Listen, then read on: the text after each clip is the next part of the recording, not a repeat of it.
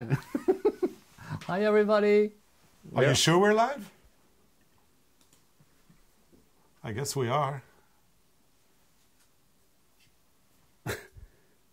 Abby? Yeah. Hi everybody and welcome to the Prim channel.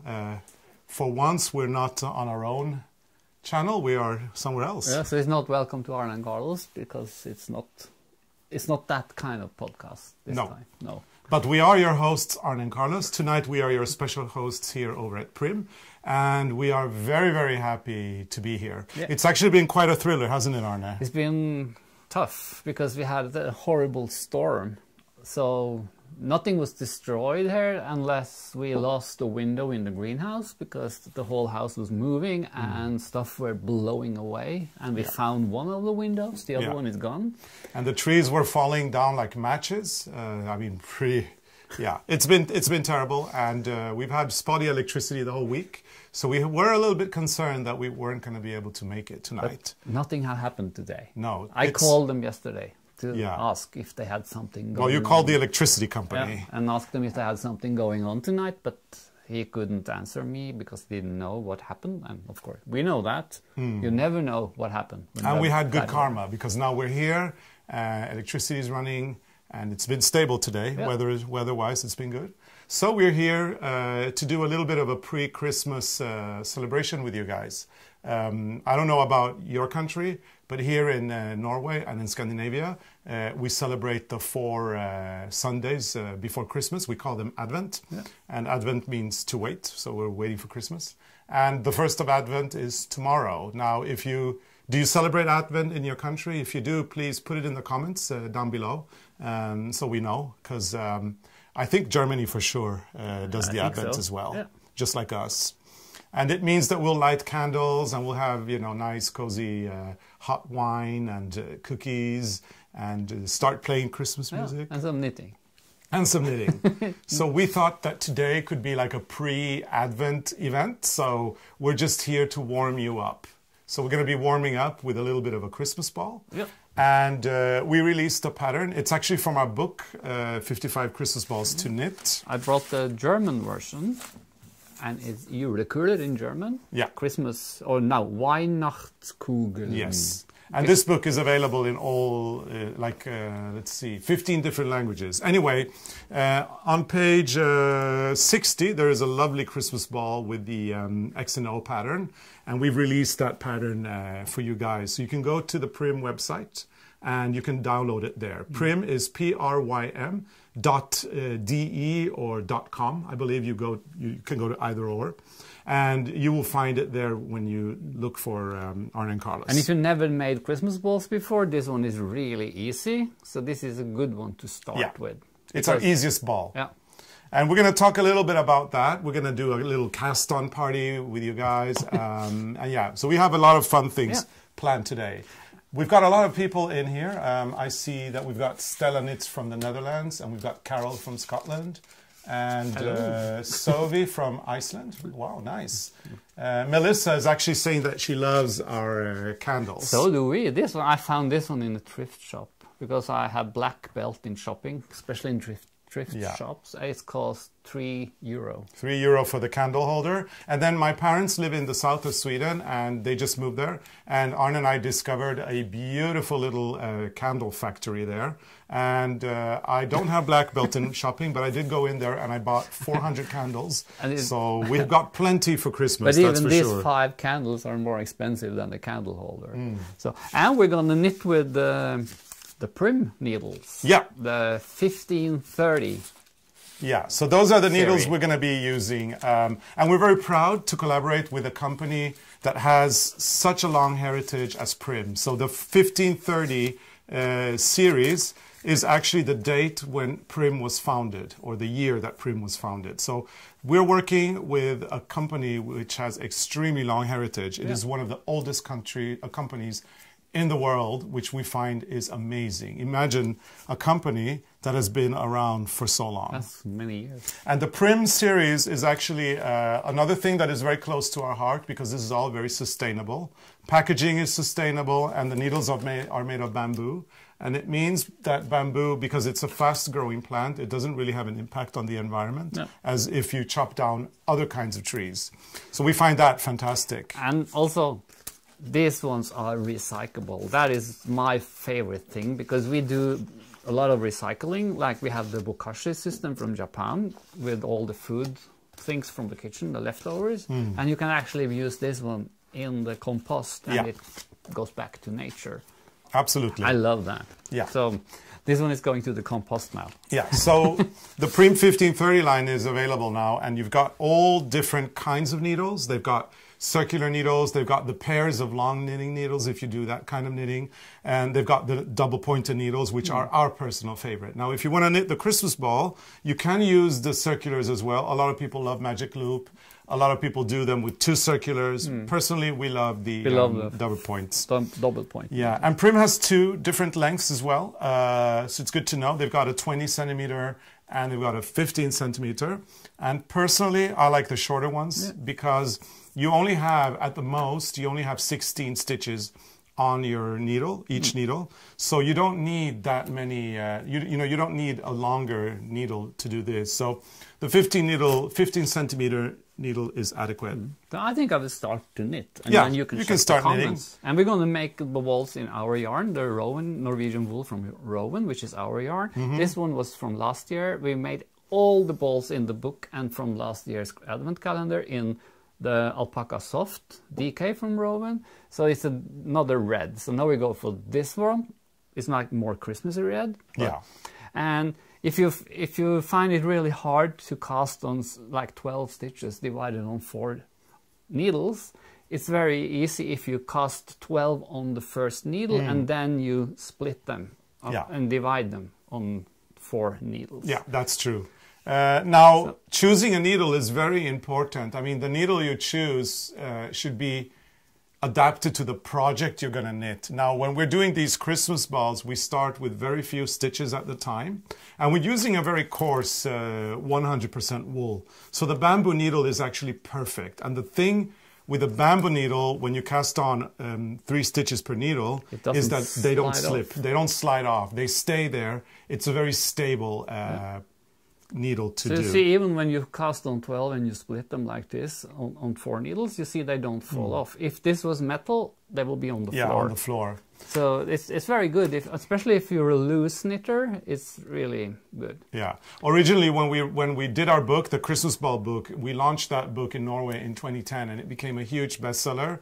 The results of the best-selling book, Christmas Balls, was not only that it sold a lot of copies, but we sold out, or the all of Norway sold out in the bamboo needle number 3.5 millimeter, which is the needle we recommend for the Christmas ball. So in 2010, in September, our book came out, and by November, there were no 3.5 or 3.5 millimeter needles available in the country, which is crazy. And also they sold this Rowan, the wool, in small bags, but when the book came, they gave up selling the small bags because people needed so much. So they just put a big basket in the middle of the shops, and people were picking what they needed. Yeah.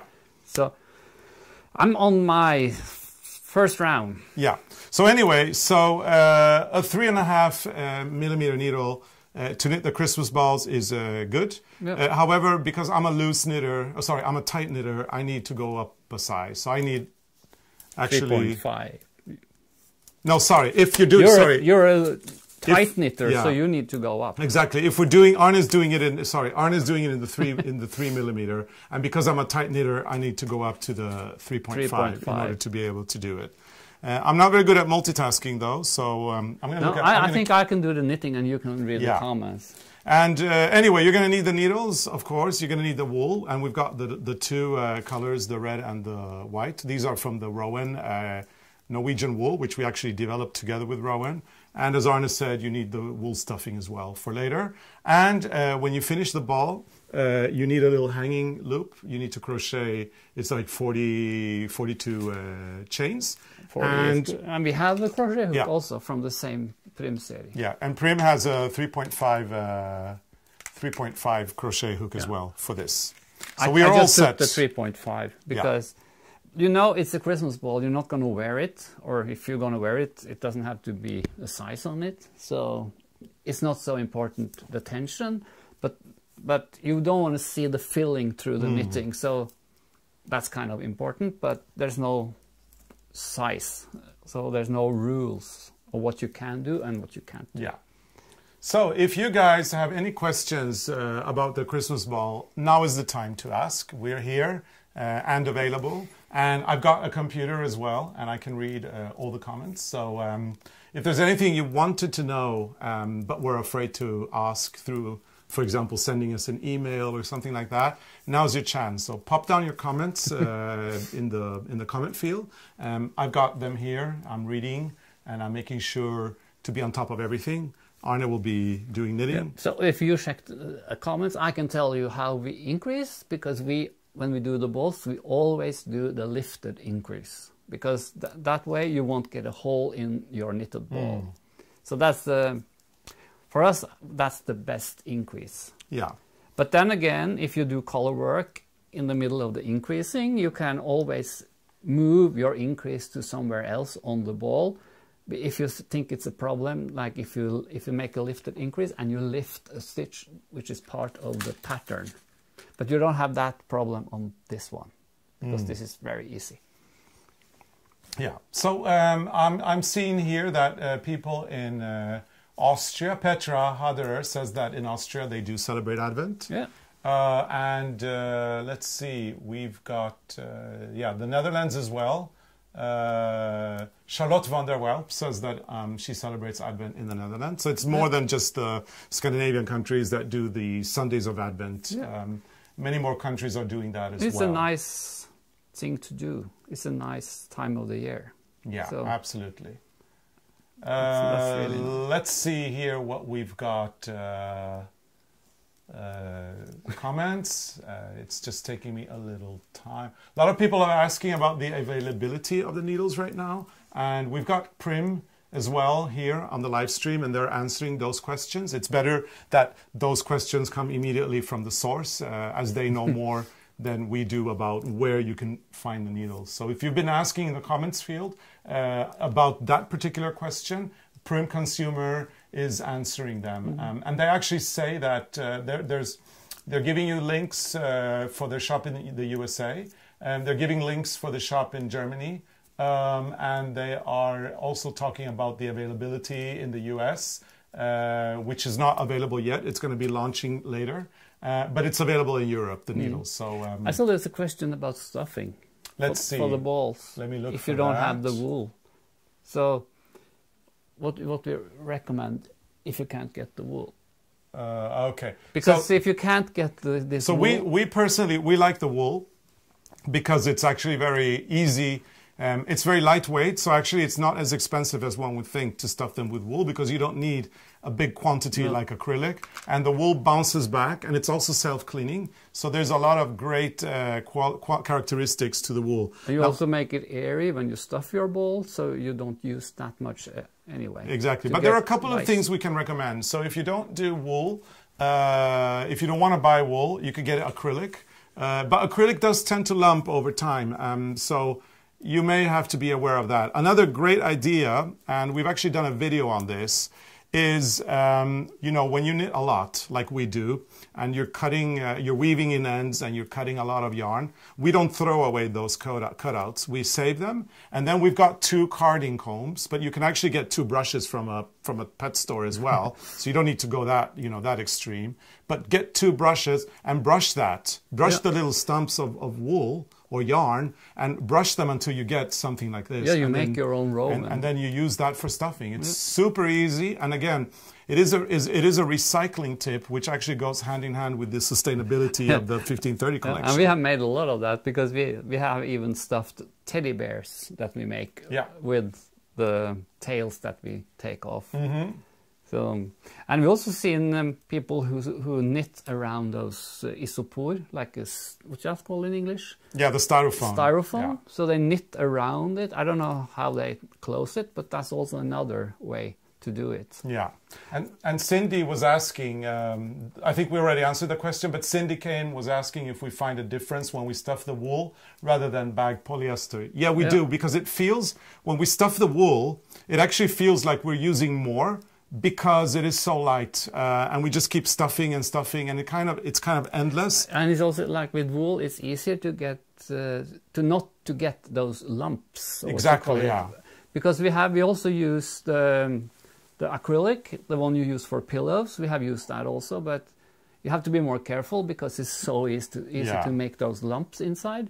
But another good thing is if you knit your knitted balls in pure wool, and you knit them first in one color, then you stuff them with acrylic, and then the stuffing, and then you do duplicate stitch on top. Yeah. And you put them in the washing machine. That's very nice. Then they come out so beautiful. And then we recommend the acrylic. Yeah, then you need to have the acrylic filling because you can't use the wool, because then it gets it's not nice. But the acrylic pops out again when it is drying. So that is really good if you want to felt your knitted ball. Now we've got with us some people that we work with.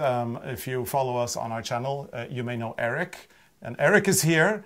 And Eric, I was just wondering if I do this, can you zoom in a little bit so that I can show the wool stuffing? And this one came right from the barn. Yeah, There's this is hay right from the barn. in there. But you see, what you can do is you can separate it already quite a lot like that, and it still sticks together. And what we like doing is we like separating it a lot like this, creating all that air, and then it's super easy to just start stuffing it like that. And then, you know, I mean, you do seem like it seems like you're using a lot, but the more you put in, the more beautiful the shape comes out. And in the end of the day, you're not actually using as much as you would of the acrylic. So that's actually pretty cool, in my opinion. Okay, and it's easy to get them round. Oh, and we've got Joy Giesecke. From Wisconsin. She is telling us that she's got a New Year's resolution for 2022. She's going to start the Christmas balls in January. Yeah, that's a good thing. Then you finish for her. And if it's because you're a slow knitter, don't worry about it. There's no shame in that. I am much slower than Arne for sure. But maybe you're not a slow knitter. Maybe you just have so many projects going on that you have to do like a little bit of balls in between all the other stuff. Exactly. Too many knitting projects, and so you can't start a lot of UFOs. January. Absolutely. We have that problem. We've got, let's see, we've got Matthew Perry has set himself a challenge of knitting all our Christmas balls. As good. He doesn't have any Christmas decorations at all. So yeah, Matthew, you're going to be busy. So we've done the 55 Christmas balls to knit in the Christmas book, and then we've done 2 calendars of 24 balls each. So that's another 48. And then we've got 9 bonus balls in addition. So and then we've got 24 mini balls as well. Mini balls. And so it's going to keep you pretty busy. But in case you're wondering, when we work with design and we work with companies like Rowan and we do our design through there, they develop those things and we don't actually knit them. But for the Christmas balls, this is a labor of love. It was the first project that we did, the first book we released, and it made us really famous, and we've knitted all the balls ourselves. Every single one of the balls in the book, and then all the other stuff that we came out with has been done by our own hands. Yeah. And last year when we started to do the advent calendar in the Rowan yarn, this with the darker red, the Alpaca Soft, we decided to make all the 55 balls over again in this color combination, because the old ones we had on the tree is more like this. And I'm not sure now, maybe we're going to go back again and do all of them in this one. Yeah, maybe. You never know. For the book, we knitted about 250 balls for the book originally. Once you start doing these things, it goes, you get better and better. I can knit a ball in, nowadays I can knit a ball in about 2, maybe. This ball here would probably take me about 2 or 3 hours to do. And I knit about 3 times slower than Arne. So this is a 1 hour ball for you. If I don't talk. If you don't talk, yeah. You see, I don't think I can make a ball in 1 hour now. Yeah. And I'm so bad at multitasking, I haven't even cast it on yet. So you don't have to. I'm going to give it a go. But anyway, yeah, you've got a challenge, Matthew. But if once you start, I think you're going to see that it goes very fast. Yeah. And you'll probably get to the point where, depending on how fast a knitter you are, you might knit one in like 1 or 3 hours.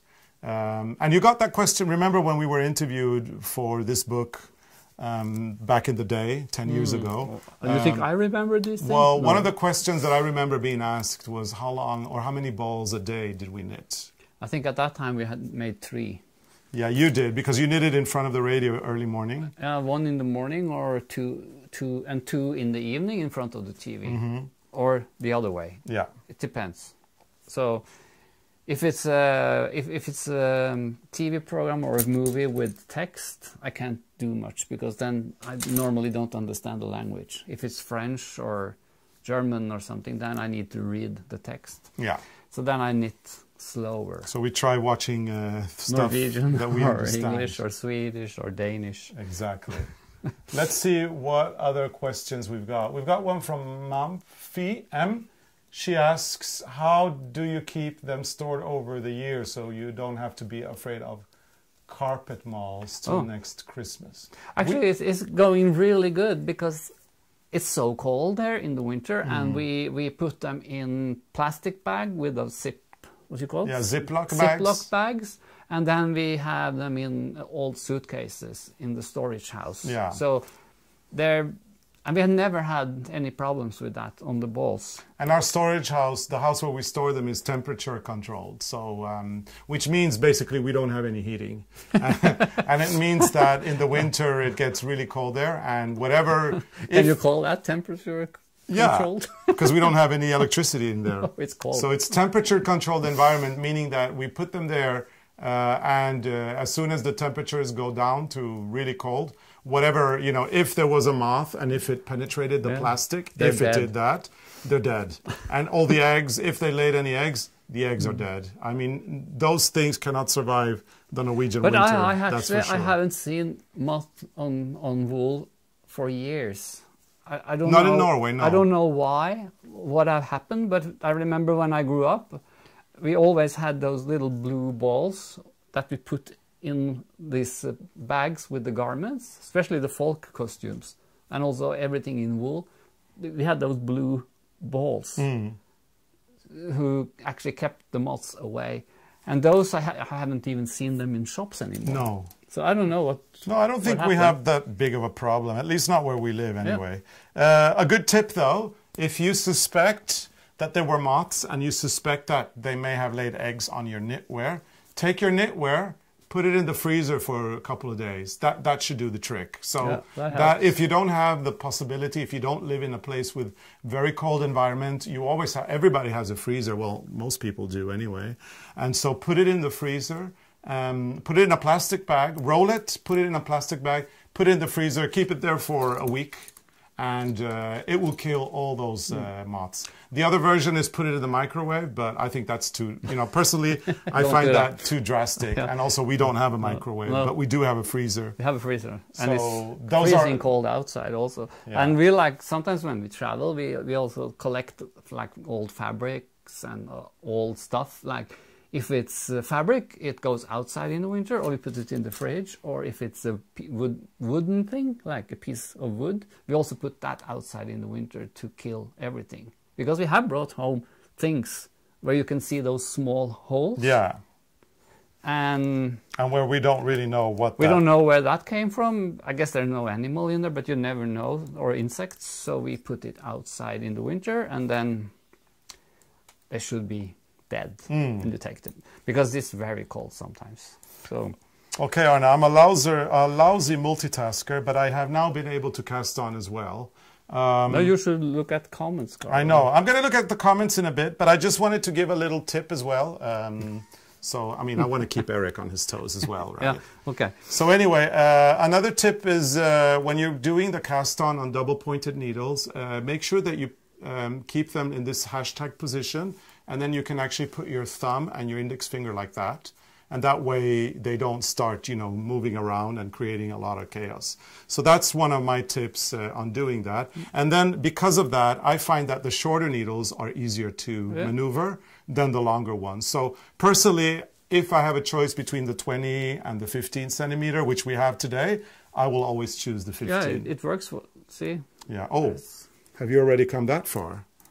It works with the how was it? 15, you said? 15 centimeters. Yeah. I decided to go for white background instead of red, but that's the privilege of being a knitter. You can always do whatever you like, right? Or you could do blue or green. Or, anything that matches your interior or your living room or where you want your Christmas tree. Yeah. Okay, so I'm going to check out a few more comments. And let's see what happens around here. So Kathy Ramsey, she says that she's knitted 41 out of 55 Christmas balls, good. which I think is terrific. Keep up the good work. And already when you have 40 balls on the tree, already then you start seeing, you know, it kind of, they start taking over, don't they? You can really see the difference. Yeah. So that's really good. Congratulations on that. And then we've got Gabby that says that she's only done 3 out of 55. And I have to say to you, Gabby, congratulations, because you have a lot of fun and enjoyment to look forward to.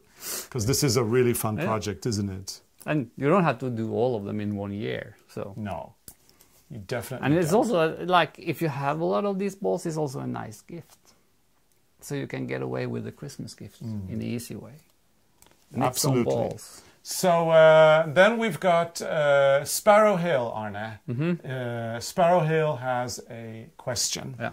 Sparrow Hill would like to know, because he or she writes, I keep having problems with my floats, cutting the corners at the needle junctions. So, you know, the corners. That's what how do I keep them from becoming too tight? Or too tight, okay. But one thing you can do is actually that when you knit on the round, you can actually knit, you can move the stitches around. That is like when you finish one needle, you just knit the next stitch on the next needle, and then you do the same all the way around. So this way you never go from one needle to the other on the same spot on your knit. So I think that's maybe one of the best ways to avoid. I think people call it ladders. Ladders, yeah. If you get like too loose. Yeah, if there's like a difference where you move from one needle to the other. But also when the way we knit, we knit Norwegian style, where we put the yarn over the finger and just grab the yarn, and that's the tension. So when you go from one needle to the other, you kind of grab the yarn and it tightens up as you go. So it's also an easy way to avoid those gaps. So I think that's maybe the 2 best ways to avoid gaps. Yeah, absolutely. In your knitting. Okay, so we've got Christina Hies, or Hess. She writes, hello and guten Abend from Rose Cottage. Schurwald Forest, Germany. And she says that she does celebrate Advent and is going to light the first candle in her Advent wreath tomorrow, which is exactly what we're going to be doing. We've also got, for you guys tomorrow, a cooking video on our own channel. So we're not going to be knitting tomorrow, we're going to be cooking. We're going to be making Norwegian Christmas cookies. And it is really part of the Advent preparation here in the Arne Carlos Christmas headquarters. So we're going to be busy baking cookies, we're going to be busy knitting Christmas balls, and we've got an Advent calendar starting on December 1st. So lots of stuff to do. And we need at least 7 different cookies. So for Christmas. For Christmas. Which will all be explained in due time. 7 is the minimum. Minimum, yeah, absolutely. So, and then we've got Susan Flajnik. She's asking if we've done tutorials on increasing during color work. We've done on increasing. Yeah. Have we done on increasing during color work, Arne? Or is that a tip for a video we should do? Maybe that's a tip for a video. I don't remember. Because that's what I said just a minute, like a while ago, that like if when you increase in color work, and if you do a lifted increase, and the stitch that you increase in is part of the pattern, you will stretch that stitch too much, and it looks like pikes. Yeah, and that's wrong. I mean, that's not wrong. It's not wrong, but then you can actually avoid that by moving the increase to another place in your knit. And especially for the balls, you can do that because no one will see it. Yeah, that's true. Or you can also do, you can knit one and then you can increase in the back. Is it called the back leg? Yeah. So you knit 2 in 1. Anyway, so that's another possibility. Yeah. Anyway, Susan, thanks so much for the tip. We're going to write that down, and we're going to actually work on a tutorial for that for the future. We've got Cindy Kane. She says that she's found that some of her large Christmas balls don't keep a nice round shape, and she keeps trying to reshape them, but they're still odd looking. Is this from little or no, or too much stuffing? Probably too little. Depends on the stuffing you use, but it could also be if you only attach the loop on the top. Yeah. If you only attached it here on the top, then eventually they will sag and look very kind of oval looking. You need to go from, when you attach the loop, you need to go from the top and actually down and then go up again. So you create like an apple shape. If you can see it here. So this crochet loop, when we do it, we leave a long tail so that we have, when we join everything, I'm going to actually do one and show you in a minute. And then we have a long tail so we can go through with the needle out there and then go back up again. And by doing that, you keep the shape like that. And so that could be your issue. The other issue, as Arne said, if you didn't use too much of the acrylic, you may have a problem there. If you were stuffing with acrylic. But if you're stuffing with wool, the wool is very light, so wool should actually retain its shape more than acrylic. It's easier to make a round ball if you use the wool stuffing, but it can be, like Carl said, if it's hanging on top, because it needs to rest under the ball. So that could be the problem. Yeah. So let me do a demonstration of the crochet loop so you all can see. And if you're new and if you've just joined in, welcome to this live stream that we're doing here at the Prim channel.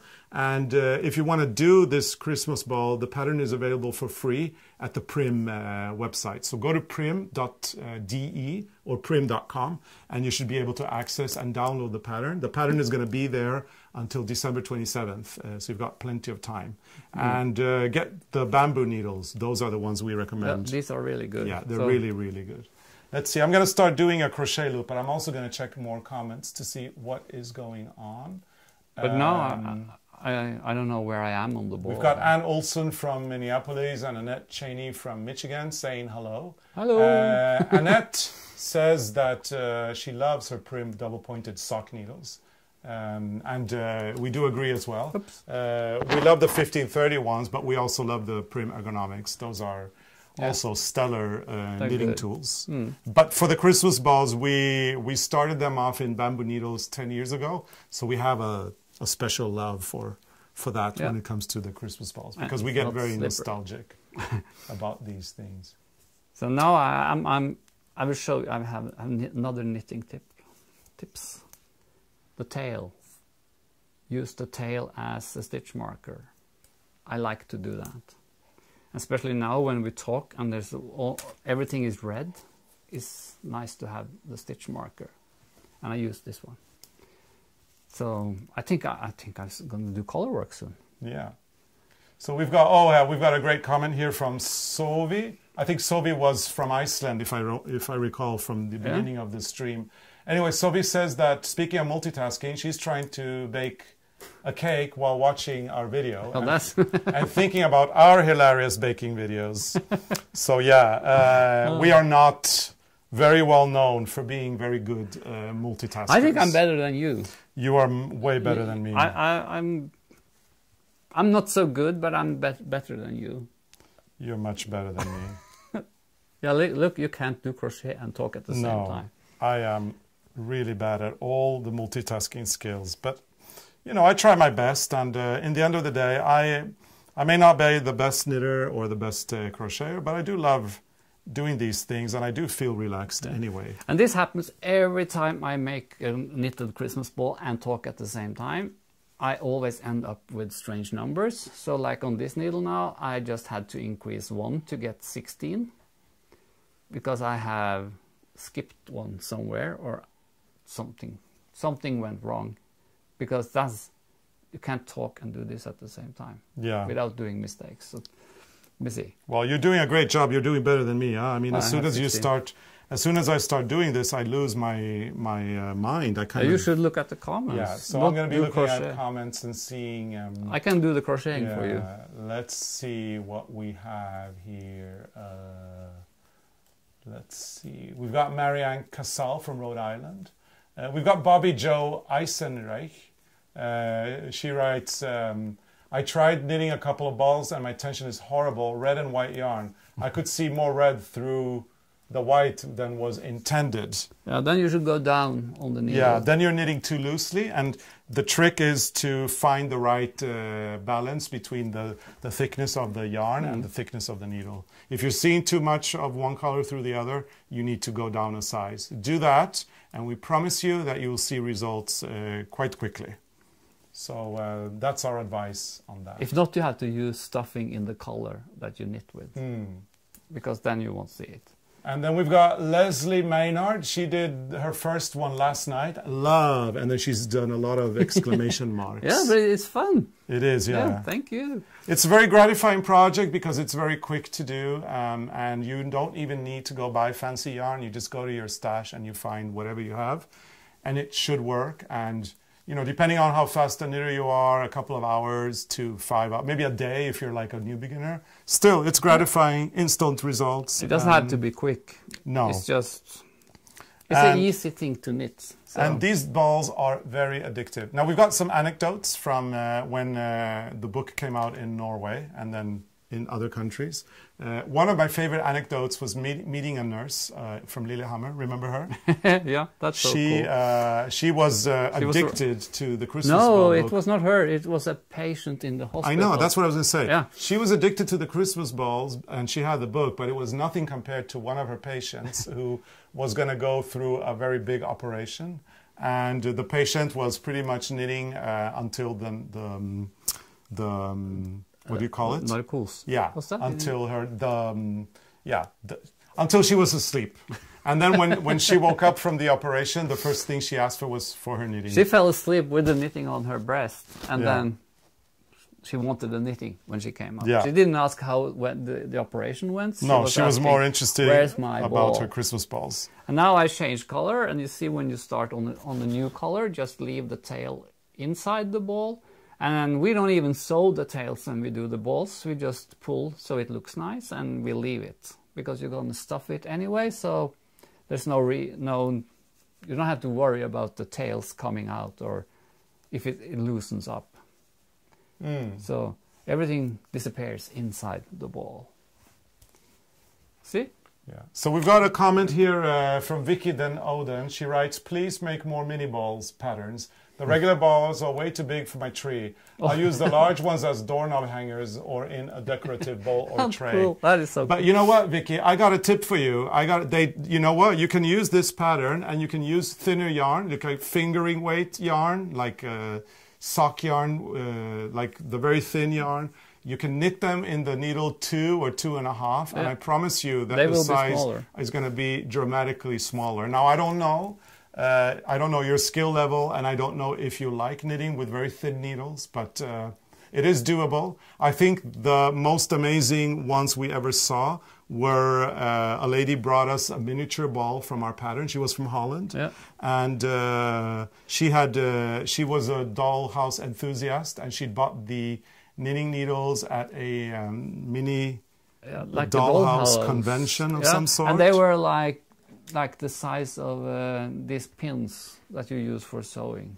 And we were surprised about it. It was this size. Yeah, and we were shocked, and we looked at her and we said, how in the world do you manage to see? And then she was wearing a pair of glasses, and she had a pair of glasses on her head. Two pairs of glasses. I wear 2 pairs of glasses when I knit that small. And she gave us a pair of those needles. Yeah. And I tried them with, what you call that? The yarn, no, the thread you use for sewing.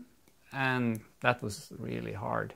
But I think the balls she gave us was actually made in that sewing thread. So it's possible to have smaller balls from this pattern. Yeah. It depends on the needle and the yarn. We've got Pat Lawson. She is writing, she writes that she loves this pattern and is thanking for the freebie, Prym. And of course us, obviously, because we gave it to Prym and then Prym posted it. Yeah, yeah, you're very welcome. We're very glad that we could publish a pattern from our book for Prym exclusively. And the pattern actually explains how to read the chart. And that is another thing. When people rely too much on a written pattern and they're not watching the chart, and suddenly they've knitted 12 rows and then they realize that, ooh, I was supposed to knit a colorwork pattern as well. So memorize the pattern, and that actually makes it easier. And actually the thing with this is, you know, when you knit one ball, you kind of understand the pattern makes sense, the chart. When you knit 3 balls, you already know the pattern by heart. So it's super easy. On this one, you have only, I think it's only a few places. It's on the second round, no, the first round where you have the pattern, and the last round where you have the pattern on the ball. That's where you have to carry the other yarn, because there are 5 stitches in red. So when we have 5 stitches, we knit, for example, 2, and then we carry the yarn. We just let the yarn go like this. We take a look on the yarn, if it's tangled, and you see it goes like that. So now I will carry the yarn by going under, and then I open the yarn like this, and then I knit 3 more. So this way you won't have those long floats inside the ball. And normally, like if for mittens and stuff and clothing, you don't want to have those long floats because your fingers will go up into the strands. But on the ball you will do it also because if you don't do it, it's so easy to pull the yarn too much and your balls will be bulky. Yeah. So that's why we carry the other yarn on the back. Yeah. When there's more than 3 or 4. Okay, so I've done a hanging loop. It's not 40 chains, because that is taking me way too long considering I'm multitasking here. But if you look closely at my loop, I just make sure to leave a lot of yarn left there. That way, when I integrate it into the ball, or when I put it, I take it on the tapestry needle, and then I go through, and then I go in here, and then I go out again. And that way, you get a little bit of the thread holding it in. So you go in and you go out. Make sure not to, when you go out again, make sure not to pull too hard, because then you will get a really weird shape. But you need to do it enough that you can shape it with your hands afterwards. It's not only you who is bad at multitasking, because now I was talking about the floats and then I managed to switch the colors. Whoops. I should knit with white and I knitted with red. Yeah, well. So anyway, now I've been knitting backwards. Yeah. And then in the other hand, it doesn't matter how you get there, it's the end result that so counts. now I do 2 whites, I carry the red yarn, and I knit 3 whites. So Marianne Casal is saying that she's just a beginner, but going to try this pattern. Thank you, Prym. Thank you, Arne Carlos, for this tutorial. Actually, we heard, like when the book came out in Norway, a lot of people actually started to knit when they got the balls. Yeah. Because it's an easy project.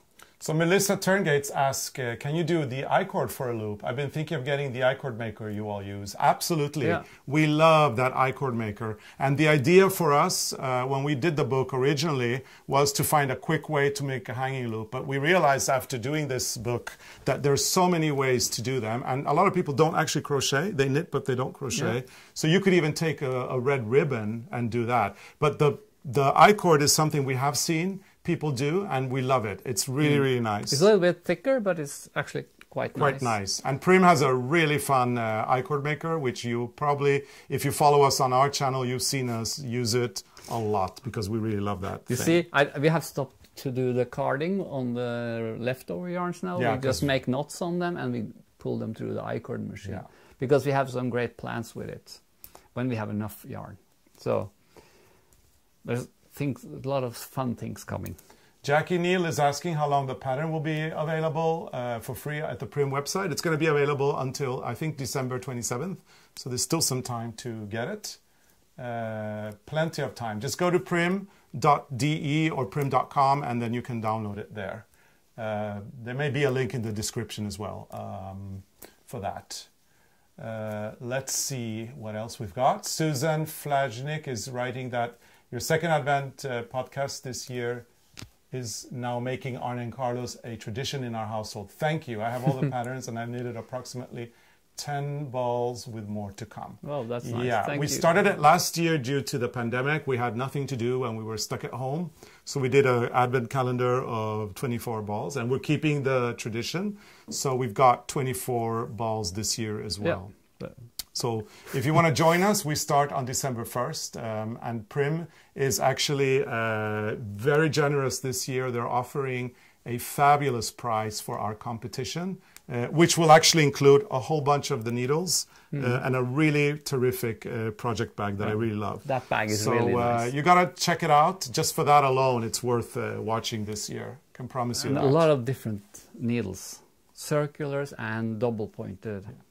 And since we're at the topic of our calendar, JR is asking if we could tell more about it. So the calendar is going to be a video a day. It starts on December 1st and it ends on December 24th. And we did one last year where we talked about Christmas traditions. And this year we are going to be revealing small secrets. And that's all I'm going to say about that right now. Because we have those small sweaters. Yeah. And Pat Lawson is actually confirming what we say, that it's very addictive. Yeah. She's made several as gifts for family and friends. And they become a new tradition. Yeah. It's a very nice gift. Cindy Kane is asking if one of our Christmas balls was based on King Harald V's red sweater. And yes, that is correct. We have a Christmas ball in the book called Dovre. I'm going to look for it. And that's actually, we call it Dovre because there's an old jacket that my grandmother made for herself and for my grandfather. And that jacket was called Dovre. And luckily, we've got a really big picture there. So this is Dovre, the Christmas ball. And this particular pattern was on a sweater in red and white that the then Prince Harald, he was the Prince of Norway at the time when he fled Norway during the war. So yeah, it's a very traditional and very beautiful pattern, which many people associate today with the King of Norway. And it's also fun to knit that pattern because it's easy. So I think, see if I remember the pattern from if I can knit from memory. Is that what you say? Knit from memory? Yeah, we've got Cass Tweedle is writing, I bought DK yarn, but I definitely need smaller Christmas balls too, and now I have Arne and Carlos' permission to buy more yarn. Yeah, and don't forget, you need to get new needles too. Because you go down in the yarn, you need to go down on the needle size as well. So, yeah. Let's see what It's nice to have a lot of yarn in the stash. Absolutely. So. We've got Debbie Loves Yarn. What a great name. That's nice. From Alaska. Good morning. Good morning to you. It's evening here. So we've already had a full day. And we've got Cass Tweedle. I used a thin ribbon for the loop. Yeah, that's also very nice. Yeah. I've seen people do that and they make like a little bow and then they sew it on top of the ball. So that works. Absolutely. Oh yeah, and we've got Prim as well. Prim has now posted a link on the knitting mill that creates the I-cord. And yeah, just watching, or just cranking that thing and watching the I-cord come to life is mesmerizing. But I almost drove you crazy when we got that the first time because I was doing I-cord like non-stop. And then I tried it, and then I couldn't stop, and now I also have my own. But you heard that sound in my workroom, like tuk, tuk, tuk, the whole like 24 hours. Not really, but a long time. And Solveig is asking if the balls are doable with Icelandic let loopy yarn. I think they are. Yeah. They can be knitted in anything. Yeah, so I think so too. Yeah. Of course, depending on the thickness of the yarn. Yeah. But then you will have different sizes on the ball. We done really this one in thick yarn, and then you get like really big balls, and we hang them outside because they're so big. Or sometimes we also put them in the window, but they're too big for the tree. But they're nice anyway. Yeah. And Annelise Kroman is asking if we're still designing wine labels in Norway with our Christmas balls. Yes, we are. We have a new out now, and this year we have ice skating person, ice skater, or what you call it. Yeah, it's an ice skater on the Christmas ball this year. Unfortunately, we can't show it on video. No, because we can be...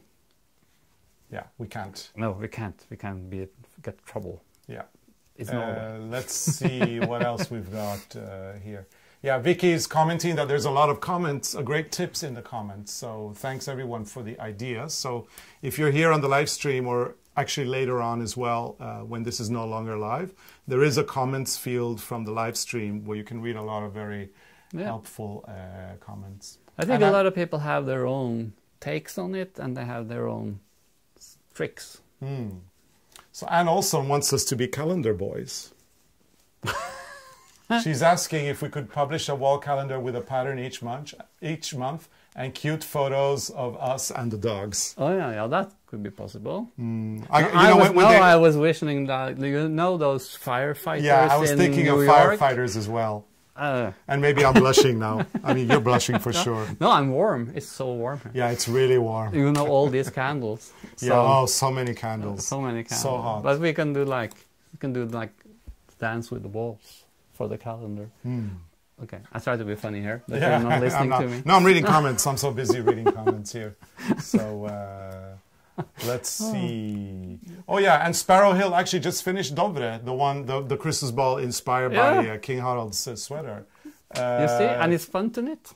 And Sparrow Hill says, thanks for the tip on rotating the stitches. I will try that on the next ball. Yeah. Oh, and I'm a she, born to U.S. hippie parents. Oh, that's so cool. Yeah. I like when I grew up, people thought that my parents were hippies. Actually, they thought my parents, my grandparents, and my great-grandparents were hippies because we lived very old-fashioned. So there was 3 hippies in the village, and they came to our place because they thought they were hippies.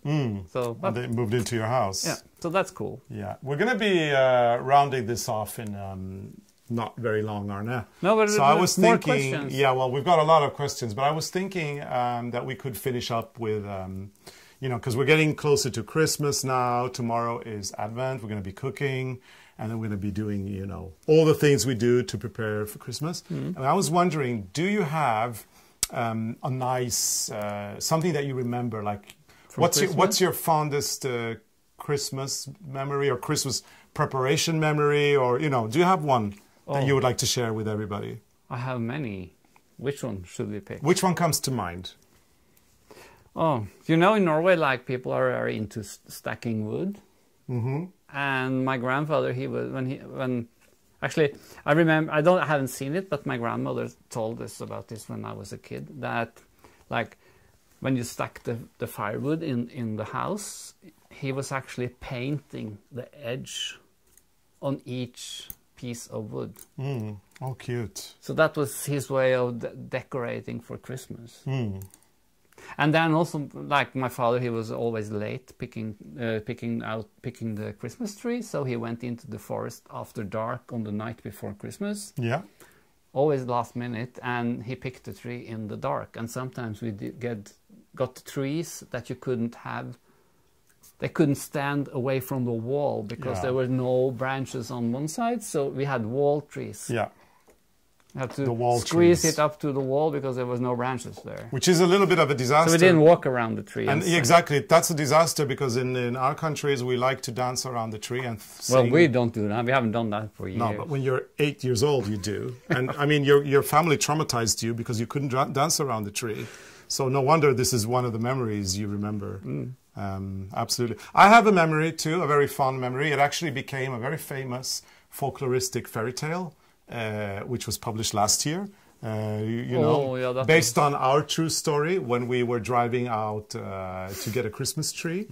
And the Christmas tree was beautiful, not, because it was the last one and we had to drive everywhere to find a Christmas tree. And, the night, no, that wasn't Christmas Eve, was it? And then the car broke down and then the TV broke down and we just, spent the whole time... Everything broke down. No, that was the night before Christmas because we got help. Yeah. And then after everything broke down and everything went really wrong, Arne put the Christmas tree up and I walked down and I said to Arne, I shook my head and I said, I'm really disappointed with this tree. But then we decorated it and it looked stunning. Yeah. And don't judge a tree by its... No, my father always said it doesn't matter how the tree looks because it's all in the decorations. Exactly. So if you have enough decorations, it will always look good. All Christmas trees are beautiful, even the ugly ones. Yeah, you shouldn't discriminate. Don't discriminate your Christmas trees, that's for sure. So yeah, if you want to hear the full fairy tale, you need to go to our YouTube channel and you need to go to our calendar of last year and listen to us tell this fairy tale of the two Scandinavian princes, which we did on December 23rd, the day before Christmas. Because then we had a Christmas ball with the beetle and the Christmas tree on top of it. And that was the tale of the two princes. A very dramatic year. It was actually in 2012 this happened. I'm almost halfway on the pattern. Yeah. Even when... And I haven't managed to increase yet. So this is how far I've come, Eric. Look at that. So that's me. I like this red also. Maybe we should do all the balls over again. We can give this away and make new ones. Absolutely. Yeah. For charity. People do that. A lot. Yeah. Yes, people do a lot. So let's see a couple of more comments here. Kate Kimber, our tradition is to knit a new decoration every year. My mother and I always do this as she taught me to knit. That's really nice. Cool. I love the whole mother and daughter thing. We have that a lot. We meet a lot of people that come to our events or come to our trips, and it's a lot of mother and daughters bonding and having, you know, time, alone time, which I find is just lovely. So that's always great to have that bond between the mother and daughter, and the knitting that brings them together is really, really nice. Joyce says that she's going to be celebrating Advent with us, so thank you. We look forward to that. Cindy says that when she was littler, her neighbor would pick her up in a pony cart sleigh, and off we would go down the road to the Grange for the Christmas party. And your dad used to do a lot of that too, because he had horses and carriages. So he was actually... Can you say driving people in the something? But I remember one Christmas, I think that was in 1974. We had this gas crisis in Europe, and that Christmas it was no cars on the road. People couldn't drive because of that. And then I remember my father took the horse and the carriage you use for winter, sluffe, it's called in Norwegian. A sleigh. Sleigh, and I remember all of us went to church that Christmas, and I think I've been in church 3 times. And that's one of them. Yeah. And that's one of them for Christmas. Yeah. I don't go out much. No, neither do I. And now with the pandemic, we're always home. But that was a very old-fashioned Christmas. You know, when you sit in the carriage or the sleigh and you have those candles or the fackel. Yeah, the torches. Yes. Torches, and the horse had all these bells. You know, the small bells that you put over the horse. So it's like a lot of noise when you travel, and no cars. So that was a very nice Christmas. Yeah, lovely. A lot of lovely memories from those days. And you create new memories every Christmas. Yeah, that's also good, because it gives you, as a lot of people saying, Christmas balls can become the new traditions of tomorrow, which is really fun, and we find that to be a huge compliment. You know, anybody that is knitting our designs, we're very grateful about that. We don't take that for granted, that's for sure. And it all started with the Christmas balls and the little bamboo needles of 3.5 millimeters. Yeah. And so that's a little bit of the story on the Christmas balls. We hope you've enjoyed this session with us. Is it over? Coming to an end. Yeah, I mean, but you know what? When you have a lot of fun and you have a... But I'm not leaving until I finish. I know. I got to finish too, and I'm way behind you. But yeah, this particular live stream is coming to an end. We just want to remind everybody that you can get the Prim Needles, the sustainable collection, where even the packaging is recyclable. And these are great for knitting Christmas balls. If you are going to choose between the 15 centimeter and the 20 centimeter, we do recommend the 15 centimeter though. We think that this size is better. It's good. And until December 27, you can download the pattern or the chart for this Christmas ball. It has an explanation on how to read the pattern, because we really want to encourage people to read the pattern instead of or sorry, to read the chart instead of reading the pattern. So that's done on purpose. If you get hooked by the Christmas ball bug, you can always go to our website at arnecarlos.com and get more Christmas ball patterns there, or you can get the books. And yeah, it has been a lovely time spending with you all. I need 1 more hour now to finish this one. But that's good. Yeah, and we've got people, they keep, a lot of people are actually sharing Christmas memories as well. Oh, nice. I have to read all Pat this. Lawson writes that her dad made a Christmas tree by tying 3 skinny rejects together. That's a new one. What is a reject? The ones that weren't good enough, because they were, you know, she tied 3 together, or he tied 3 together and made a Christmas tree. And then when you put all the bling bling on it and all the stash, you don't see it anyway. It looks good anyway. So it looks good anyway. That's like me. If you put a lot of bling bling on me, I will look good. Exactly. Oh, I constantly try to be funny, and you never laugh at me. And okay, and then we're going to finish with one question. Debbie Love Yarn asks, why charts over patterns? Because you need to look at the chart, because that's where the action is happening. You've got all the different Christmas balls with all the different designs, and the designs are in the chart. Yeah. You have to memorize the written pattern, or you have to learn how to read the chart, because otherwise you can't knit them. And when you see the chart, like, I just pick any one. You see the chart, like, when you knit from a chart, you just start on the bottom and you work your way up, and this is what you repeat 4 times. So this is what you knit on each of the 4 needles. And all the information is there. Everything you need to know is in that chart. So it's easy. That's the way we recommend people to do knitting color work, is rely on the charts, not on the written pattern. As long as there is a chart. Yeah. Well, for color work, usually for color work, there is a chart. Anyway, we're going to be leaving you now. We want to thank everybody for joining. If you can't get enough of us, you can always join us tomorrow while we bake Christmas cookies on our own channel. And we'd like to thank Prim for allowing us to host this live stream on their channel for this hour. It's been delightful. Yeah. So thank you so much, Prim, for making this possible. And we want to thank everybody who joined for joining. And yeah, this live stream, I suppose, is going to stay on Prim's YouTube channel. So if you're watching this tomorrow, it's not live anymore. No. I guess. Or maybe you have to pop in and look. So we just want to thank you all again, and we hope to see you again soon. And hopefully we'll be able to travel again, maybe next year already. And Freya wants to cuddle and say hello. And Freya wants to cuddle and she wants to say hello. So thank you so much for this lovely hour spent together with you. And we look forward to seeing you again soon. Bye. Bye. See you.